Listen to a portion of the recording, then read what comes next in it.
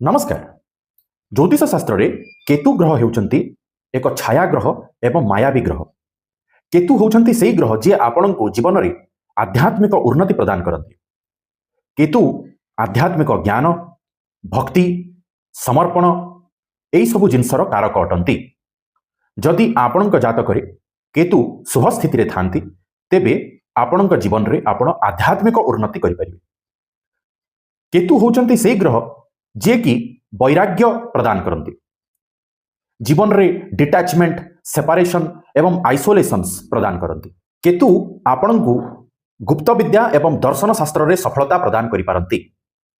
जदि आपण जातक रे केतु खराब स्थिति रे थांती तेबे आपण मन रे भय सृष्टि हेई पारे किंबा आपण मानसिक अशांति एवं कन्फ्यूजन रो शिकार हेई पारंती।